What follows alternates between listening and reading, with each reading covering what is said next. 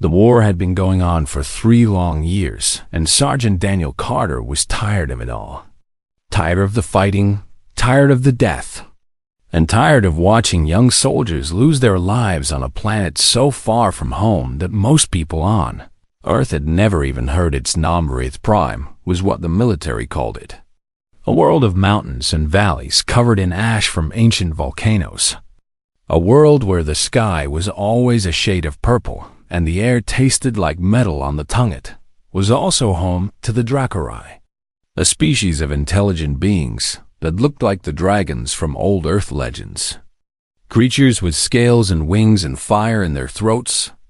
Creatures that humanity had been fighting ever since a border dispute turned into a full-scale war that nobody really wanted, but nobody knew how to stop. Daniel stood at the edge of the camp and looked out at the mountain range in the distance, his rifle hanging at his side and his thoughts drifting to places he tried not to let them go. He thought about his daughter Claire, who was 9 years old now, a girl he had not seen in 2 years except through video calls that always felt too short and too far away. He thought about his wife, who had stopped calling 6 months ago because the distance had become too much, and the waiting had broken something between them that might never be fixed. He thought about all the Dracorai he had killed in this war, and wondered if any of them had families too, if any of them had children waiting for them to come home. Sergeant Carter, a voice called from behind him, and he turned to see Private Nathan Brooks jogging toward him with a tablet in his hand.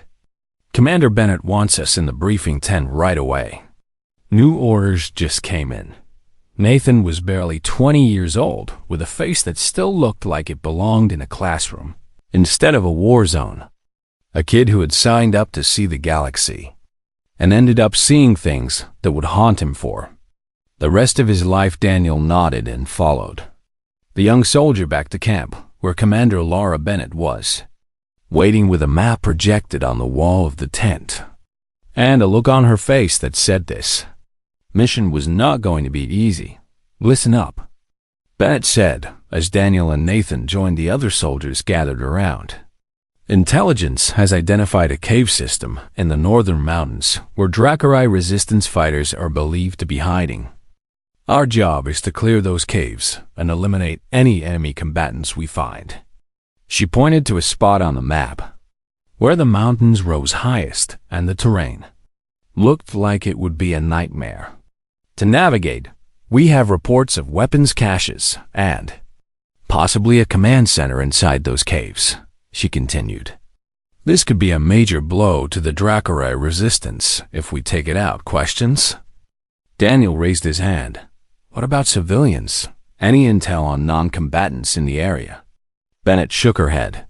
"This is a combat zone, Sergeant. Anyone we find in those caves is to be treated as an enemy combatant. Those are the orders from High Command, and I expect them to be followed without hesitation." Daniel felt something twist in his gut, but he said nothing.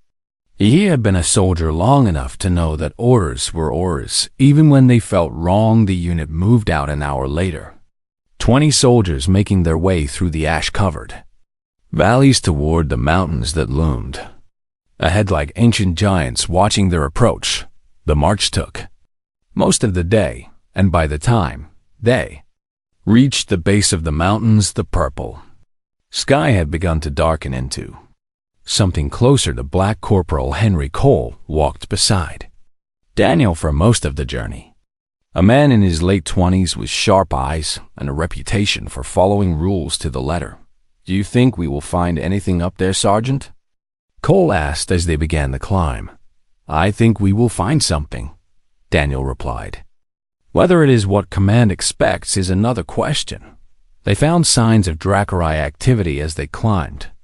Footprints in the ash, scratches on the rocks from claws, and the remains of a fire that had been put out recently, but they found no actual Dracorai. No fighters waiting in ambush, no resistance at all. It was quiet. Too quiet for a place that was supposed to be full of enemy combatants. By the time they reached the main cave entrance, the sun had set completely, and the only light came from the moons that hung in the purple-black sky like pale eyes. Watching from above, Daniel held up a hand to stop the unit and listened, straining his ears for any sound that might tell him what waited inside, and then he heard it. Not a war cry, not the sound of weapons charging, not the growl of a Dracora preparing to fight. It was something else entirely. Something that made him freeze where he stood and feel his heart clench in his chest. It sounded like weeping, not human weeping, but weeping nonetheless. The sound of grief and fear and desperation that transcended species and spoke to something deep in Daniel's soul. "What is that?" Nathan whispered from beside him. "Stay here," Daniel said quietly. "All of you stay here until I give the signal." "Sergeant, that is not protocol," Cole said with a frown. "We should go in together as a unit." "I said stay here, Corporal," Daniel replied with enough steel in his voice that Cole fell silent. "That is an order." He checked his rifle and turned on the light attached to his helmet, then stepped into the darkness of the cave alone. The detective alone. Tunnels stretched deep into the mountain, and the sound of weeping grew louder with every step he took, echoing off the walls in a way that made it hard to tell exactly where it was coming from. He moved slowly and carefully, his training keeping him alert for any sign of danger, even as something in his heart told him that what waited ahead was not a threat.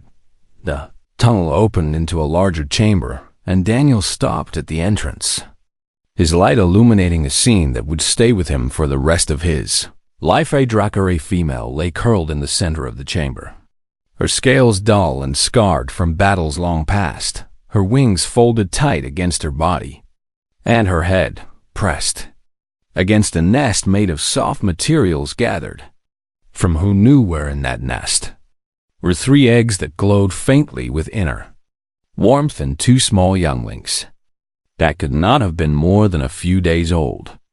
Tiny creatures with scales still soft and wings still too weak to fly. Mother looked up at Daniel with eyes that held no anger and no defiance, only fear, the pure primal fear of a parent who knows their children are in danger and can do nothing to stop it. And then she did something that Daniel had never seen a Dracora do in all his years of war. She lowered her head to the ground in a gesture of complete submission and began to speak.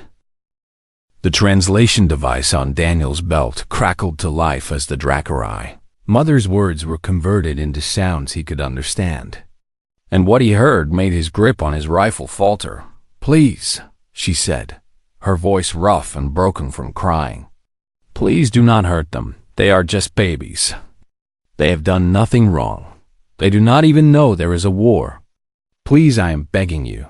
Daniel stood frozen in place, his light still shining on the mother and her nest, his mind racing through everything he had been taught about the enemy and finding that none of it matched what he was seeing right now. He had been told that Dracora were savage, that they were monsters who killed without mercy and felt nothing for human life. But the creature before him was not a monster. She was a mother, and the fear in her eyes was the same fear he had seen in human mothers back on Earth when they worried about their children. "What is your name?" Daniel asked, lowering his rifle slowly until it pointed at the ground. The mother looked at him with confusion, as if she could not understand why he would ask such a question, why he would care about the name of an enemy he had every right to kill. "I am Keleth," she said finally. "I was a warrior once. I fought in many battles against your kind. But that was before." She looked down at her eggs and her younglings with such tenderness that Daniel felt something crack inside his chest. "Before they came," she continued. "Before I knew what it meant to be a mother, before I understood that there are things more important than war." Daniel took a step closer and the younglings made small sounds of alarm, pressing themselves against their mother's side, as if trying to hide from the strange creature with the bright light. "Easy," Daniel said softly. "I am not going to hurt you, any of you." He did not know why he said it, did not know if he could keep that promise, but the words came out before he could stop them. "Keleth, lifted her head slightly and studied him with those large golden eyes that seemed to see right through him. "Why?" she asked. "Your people have killed so many of us. We have killed so many of yours. Why would you show mercy now?" It was a good question, and Daniel was not sure he had a good answer. He thought about his orders, about Commander Bennett waiting for his report, about the other soldiers outside who would shoot first and ask questions never if they saw what he was seeing. He thought about the war and all the death and all the hatred that had built up between their two species over 3 long years, and he thought about Claire, his little girl back on Earth, who loved to draw pictures of dragons and who would be horrified if she knew what her father was supposed to do right now. "Because I have a daughter," Daniel said finally. "And if she was in danger and someone had the power to save her, I would want them to show mercy. I would beg for it just like you are begging now." Kelith stared at him for a long moment, and then something changed in her eyes. Some of the fear fading away and being replaced by something that looked almost like hope. "The other fighters left 3 days ago," she said. "They wanted me to come with them, but I could not. My eggs were close to hatching, and my younglings are too small to survive the journey through the mountains." She lifted one wing to reveal the 2 tiny Dracaray huddled beneath it. Their scales a beautiful shade of blue that shimmered in the light from Daniel's helmet. "They cannot fly yet," Calla said. "They cannot hunt, they cannot defend themselves. If I had left with the others, they would have died alone in this cave. So you stayed," Daniel said. "I stayed," she confirmed. "I knew your soldiers would come. I knew what would happen when they found us. But I could not abandon my children. What kind of mother would I be if I chose my own life over theirs?" Daniel felt his throat tighten, and he had to look away for a moment to collect himself. He had killed Dracaray before, many of them. And he had told himself it was necessary because they were the enemy, and the enemy had to be stopped. But this was different. This was a mother with babies, and she was not fighting back. She was not snarling or breathing fire or doing any of the things he had been trained to expect. She was just asking him to spare her children, to show a shred of compassion in a war that had been defined by its absence. The sound of footsteps echoed from the tunnel behind him, and Daniel turned to see Private Nathan Brooks emerging from the darkness with his weapon raised. "Sergeant, I heard voices and I..." Nathan stopped mid-sentence as his eyes fell on Calith and her nest, his face going pale in the harsh light. "Oh no." His hands tightened on his rifle, and Daniel could see the conflict playing out across the young soldier's features. "Lower your weapon, Private," Daniel said calmly. "But Sergeant, she is..." Nathan started. "I said lower it," Daniel repeated with more force. "That is an order." Nathan hesitated for another moment, and then slowly pointed his rifle at the ground.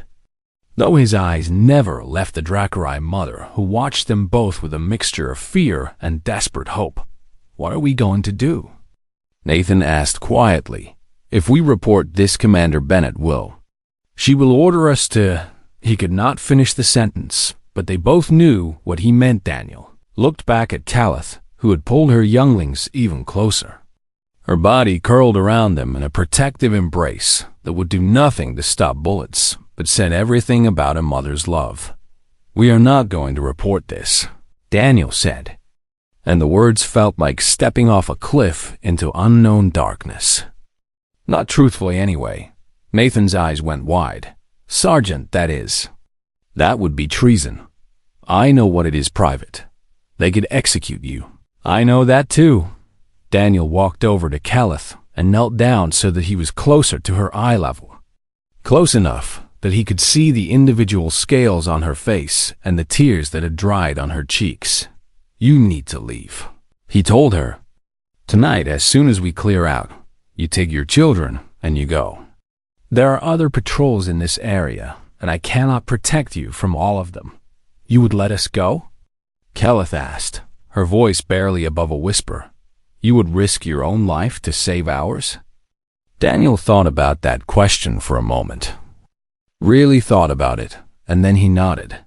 I became a soldier to protect people, he said, not to murder children.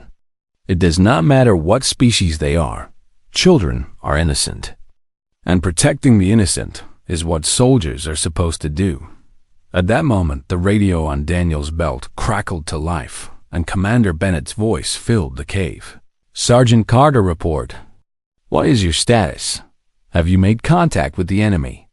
Daniel and Nathan looked at each other, and in that shared glance, a decision was made that would change everything. Daniel picked up the radio and pressed the button to respond. Cave is clear, Commander, he said, keeping his voice steady, even as his heart pounded in his chest. No enemy contact, no weapons cache. Looks like they cleared out before we got here. There was a pause, and then Bennett's voice came back. Understood, Sergeant. Finish your sweep and report back to camp. Copy that, Commander. Carter out. He lowered the radio and let out a breath he had not realized he was. Holding Kelleth looked at him with something like wonder in her eyes, as if she could not quite believe what she had just witnessed. Thank you, she said. And those two simple words carried more weight than anything Daniel had heard in a very long time. The next hour passed in a blur of quiet activity as Daniel helped Kelleth prepare to leave with her children. He gave her water from his canteen and ration packs that she could carry for the journey. Food that was meant for humans but would keep her younglings fed until she could find something better. Nathan stood guard at the tunnel entrance, watching for any sign that the other soldiers might come looking for them. His young face pale but determined. There is a pass through the eastern mountains, Daniel said, pulling up a map on his tablet and showing it to Kelleth. My unit will not patrol there for at least 2 days. If you move quickly, you can make it through before anyone knows you are gone. Kelleth studied the map with intelligent eyes, memorizing the route with a focus that spoke of her years as a warrior. You know your commanders will find out eventually, she said. They always do. Maybe, Daniel admitted. But by then you will be long gone and your children will be safe. That is what matters. Kelleth turned to look at him, and there was something in her gaze that went beyond simple gratitude. Something deeper and older that Daniel did not quite understand.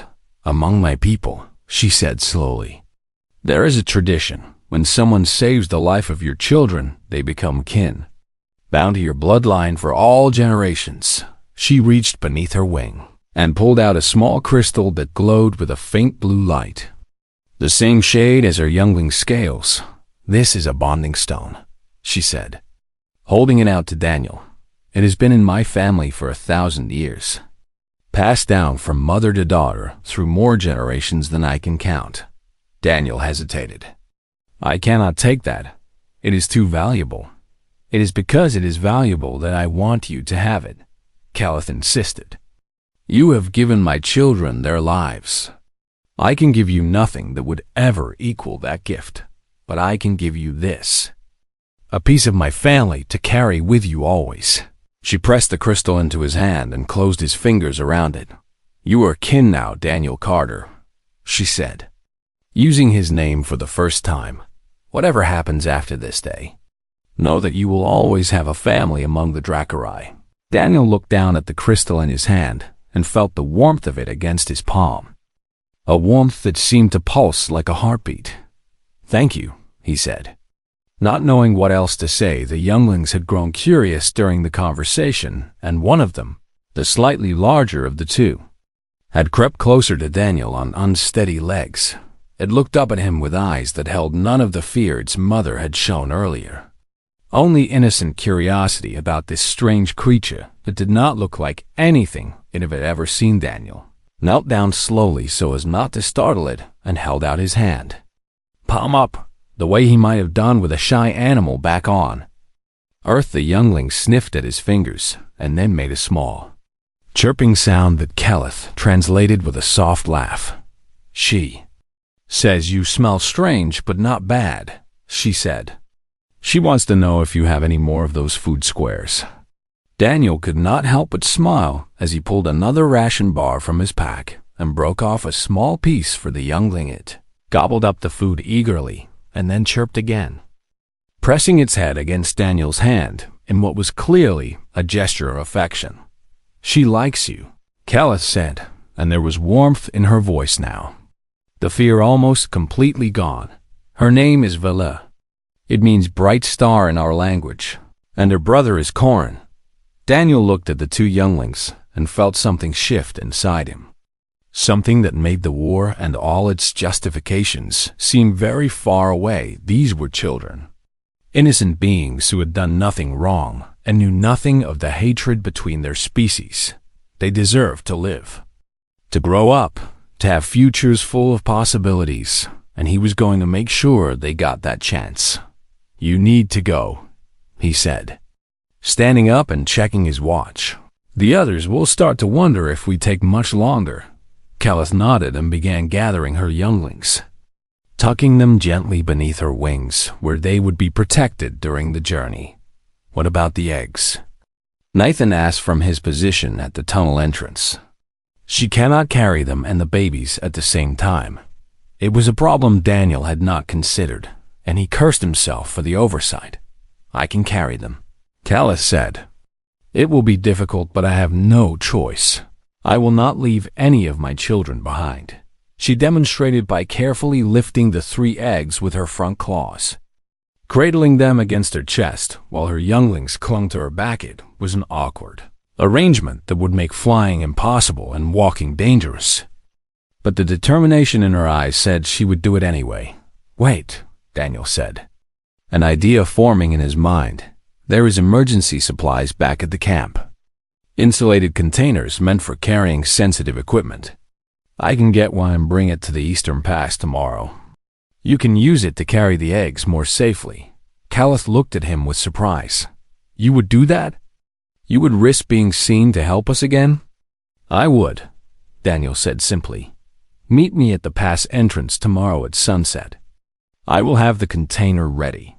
She stared at him for a long moment and then dipped her head in the Dracori gesture of respect. "You are a strange human, Daniel Carter," she said. "But I think perhaps you are exactly the kind of human your species needs right now." With that, she turned and made her way toward the back of the cave, where another tunnel led deeper into the mountain, a path that would eventually bring her to the Eastern Pass and freedom. Daniel watched her go until the darkness swallowed her completely. And then he turned back to Nathan, who was looking at him with a mixture of admiration and fear. "What we did here tonight," the young soldier said quietly. "It was the right thing, was it not, Sergeant?" Daniel thought about the question carefully before answering. "I do not know if it was the right thing according to military law," he said honestly. "But I know it was the right thing according to everything my parents taught me about being a good person. Sometimes those two things do not line up, and you have to choose which one matters more." They made their way back through the tunnel and out into the night where the rest of the unit was. Waiting Corporal Cole approached them immediately, his eyes sharp and suspicious. "That took a long time, Sergeant," he said. "Find anything interesting in there?" "Nothing but empty tunnels and old nests," Daniel replied, keeping his voice casual. "Whoever was here is long gone." Cole studied his face for a moment, as if looking for signs of deception, and Daniel held his gaze without flinching. "If you say so, Sergeant," Cole said finally. Though his tone suggested he was not entirely convinced, they marched back to camp in silence, and Daniel felt the weight of the bonding stone in his pocket with every step. A reminder of the promise he had made and the risk he had taken. Did not know what the future held, or whether his actions tonight would come back to haunt him, but as he looked up at the alien stars overhead, he knew in his heart that he had done what he was supposed to do. He had protected the innocent, and nothing could ever make him regret that. 3 weeks after that night in the cave, Daniel found himself standing in chains before a military tribunal, his uniform stripped of its insignia and his future measured in days rather than years. The courtroom aboard the Terran battleship Resolute was cold and sterile, all metal walls and harsh lighting that seemed designed to make everyone present feel small and insignificant. 3 admirals sat at the high bench, looking down at Daniel with expressions that ranged from disappointment to outright contempt. Admiral Patricia Hayes, the senior officer and head of the tribunal, read the charges in a voice that carried no emotion at all. Sergeant Daniel Carter, you stand accused of treason against the Terran Confederation, aiding and abetting the enemy during wartime, dereliction of duty, and falsifying military reports. She looked up from her tablet and fixed Daniel with eyes that had seen too many wars and too many soldiers stand where he was standing now. These are serious charges, Sergeant. The most serious charges a soldier can face. How do you plead? Daniel stood straight, despite the weight of the chains on his wrists, and looked the Admiral directly in the eye. I plead guilty to the facts, Your Honor, he said, his voice steady. But I do not plead guilty to wrongdoing. A murmur ran through the courtroom, and Admiral Hayes held up a hand for silence. Explain yourself, Sergeant. I did everything the prosecution says I did. Daniel said, I found a Dracarim mother with her children in that cave. I let them go. I lied about it to my commander. And I helped them escape the next day. All of that is true. He paused and took a breath. But what I did was not wrong, he continued. What I did was the only moral choice available to me. Those were children, Your Honor. Babies who had never hurt anyone and never would if given the chance to grow up in peace.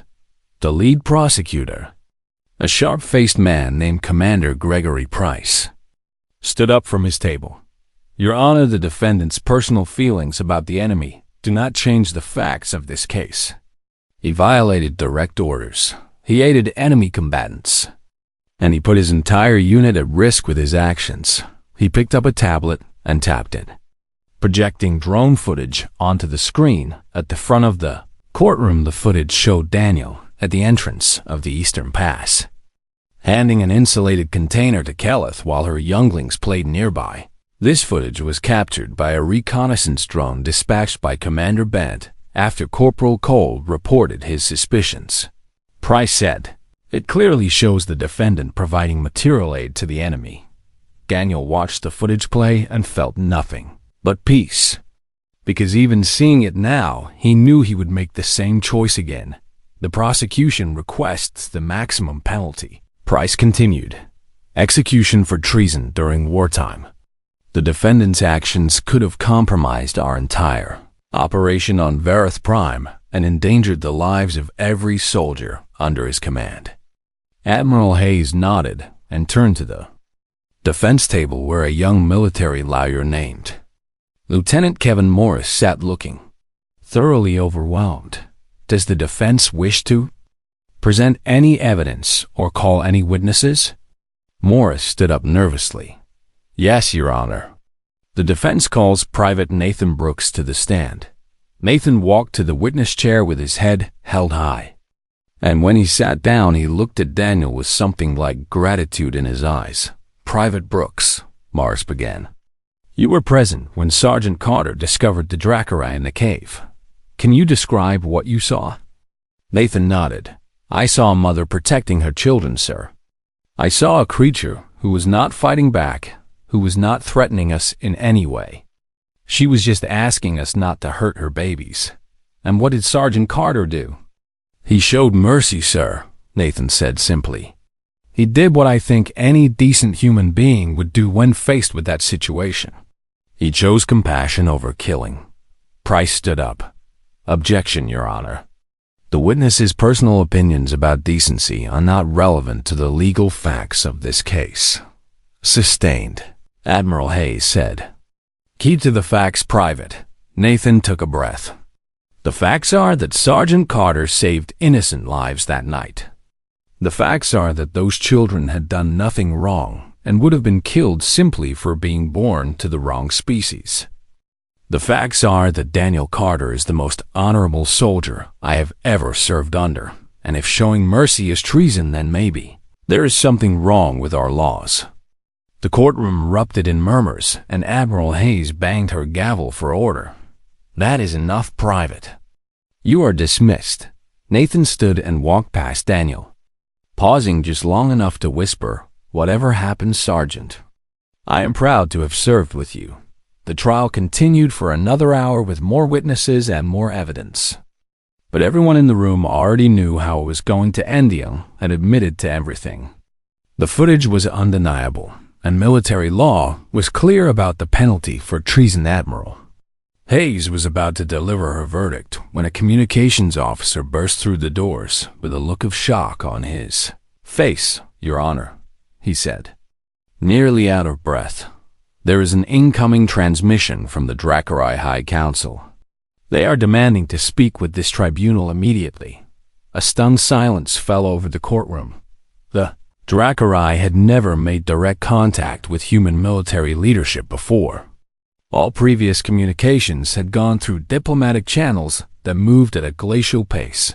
"Put it through," Admiral Hayes ordered. The screen at the front of the room flickered and then displayed the image of a Dracarai elder, ancient and scarred with scales that had faded to silver with age. "I am High Counselor Vareth," the elder said through the translation system. "I speak for the Dracarai people. This is highly irregular, Counselor," Admiral Hayes said. "We are in the middle of a military tribunal." "I know," Vareth replied. "That is why I am calling. The soldier you are about to condemn is known to us." Daniel felt his heart skip a beat as the counselor continued. "A mother named Keleth came to us 3 weeks ago with her children. She told us what your soldier did for her, how he risked everything to save innocent lives, how he showed mercy when he had every reason to kill." The counselor's eyes seemed to find Daniel through the screen. "Her story has spread through our people like fire," Vareth said. "For the first time in 3 years, our citizens are asking why we are fighting. If there are humans capable of such compassion, then perhaps this war is not as necessary as we believed." Admiral Hayes leaned forward. "What exactly are you saying, Counselor?" "I am saying that the Dracarai High Council is prepared to offer an immediate ceasefire and open negotiations for a permanent peace," Vareth said. "On one condition. Name it." "The soldier Daniel Carter must not be executed," the counselor said. "He must be pardoned, and he must be present at the peace negotiations as a representative of humanity. His actions have shown us that your species is capable of more than just war. We want him there to remind us of that truth." The courtroom was completely silent as the weight of what was happening settled over everyone present. A single act of mercy, a choice made in a dark cave on a distant mountain, had accomplished what 3 years of warfare could not. Daniel stood in chains with tears running down his face, not because he was afraid, but because for the first time since the war began, he felt something he had almost forgotten. He felt hope. 6 months after the tribunal, Daniel stood in the Grand Hall of Concordia Station, a massive structure built in neutral space, specifically for the peace negotiations between humanity and the Dracarai. Was no longer in chains, no longer a prisoner facing execution. He was Lieutenant Daniel Carter now, promoted and pardoned by order of the Terran High Command, dressed in a formal uniform with medals on his chest that he had never asked for and did not feel he deserved. The hall was filled with diplomats and military officers from both species, humans in their crisp uniforms standing across from Dracarai in their ceremonial armor. Two peoples who had spent 3 years trying to destroy each other, now attempting to find a way to coexist. Daniel felt out of place among all these important people. Politicians and generals who had spent their whole lives preparing for moments like this. He was just a soldier who had made a choice in a cave. Nothing more. "You look uncomfortable," a familiar voice said from beside him. Daniel turned and felt his breath catch in his throat as he saw Keleth approaching through the crowd, her scales gleaming in the lights of the hall and her eyes bright with warmth. She looked different than she had in the cave, healthier and stronger, the dullness gone from her scales and the fear gone from her posture. "Keleth," he said, and before he could stop himself, he was moving toward her. Protocol forgotten, she met him halfway and lowered her head so that her forehead touched his. A gesture of deep respect and affection among her people. "Thank you," she said softly. "Thank you for everything. You do not have to thank me," Daniel replied. "I just did what anyone should have done." Caliph made a sound that was almost like a laugh. "You still do not understand, do you? What you did was not normal, Daniel. It was extraordinary. In all the years of this war, no one from either side had shown such mercy. You were the first." She stepped back and gestured to someone behind her. Two young Dracaris came bounding through the crowd.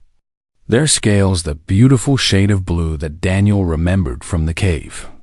Their wings now strong enough to carry them in short bursts of flight. Viola reached him first, chirping excitedly and pressing her head against his hand, the same way she had done as a tiny youngling. "She has been asking about you constantly," Caliph said with clear amusement in her voice. "Ever since we arrived, she has wanted to know when she would see the kind human again." Karin was more reserved, hanging back behind his sister.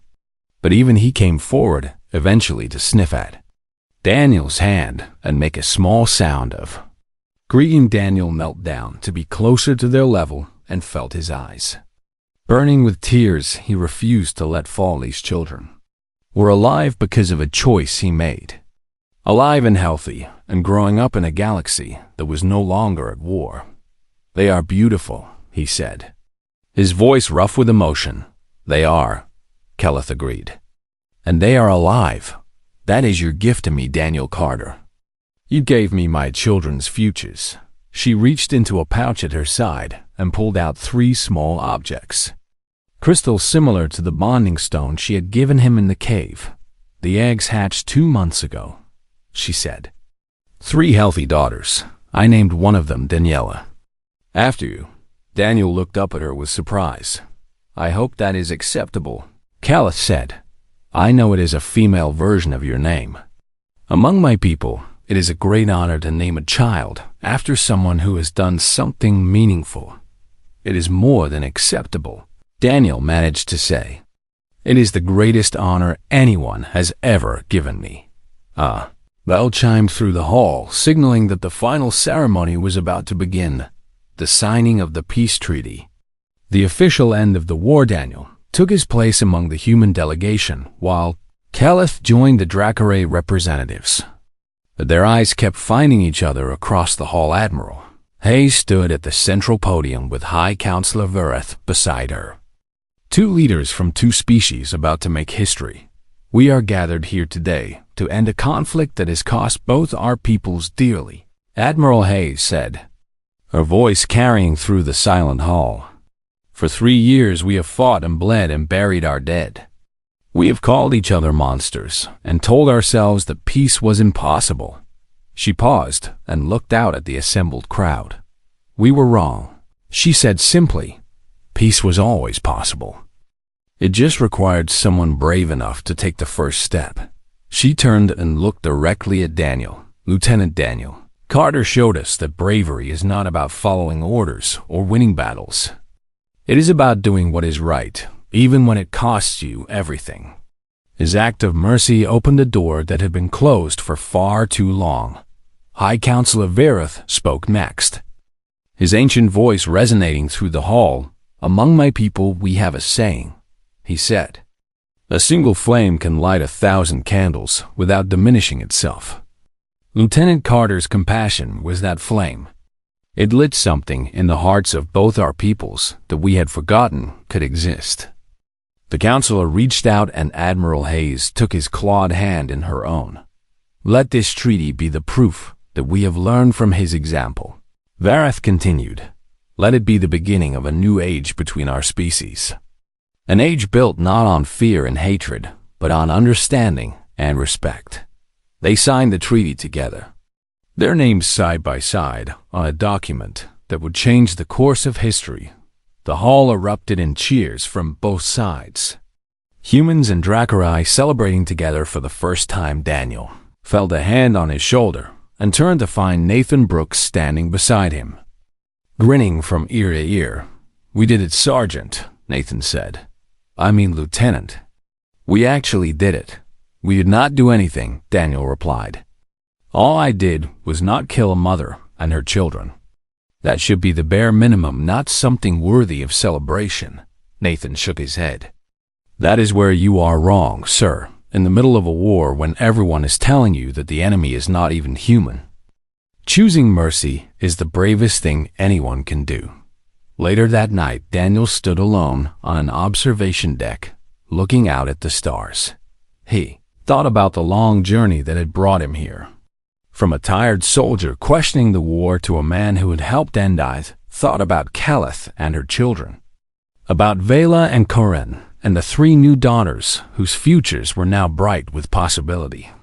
He thought about Claire, his own daughter back on Earth, who he would finally get to see again now. That he was no longer a prisoner or a soldier in an endless war. His tablet chimed with an incoming message, and he looked down to see a video from Calithit. Showed her younglings playing in a garden on their homeworld, chasing each other and tumbling through the flowers while the little ones, the 3 who had hatched from the eggs he helped save, watched with wide, curious eyes. They wanted you to see this, Call's voice said over the video. They wanted you to know that because of you, they get to be children instead of orphans. They get to play instead of hide. They get to live instead of die. The video ended with the younglings all looking at the camera and making sounds that the translator turned into a single word, family. Daniel held the tablet to his chest and let the tears fall freely. He had not ended the war alone. He knew that, but he had started something. A ripple of compassion that had spread outward until it changed everything. And as he looked up at the stars, he knew that somewhere out there a dragon family was looking at the same sky, grateful for a human who had chosen mercy over hatred. In the end, it was all any of them could do: choose kindness, choose compassion, choose hope, and trust that it would be enough.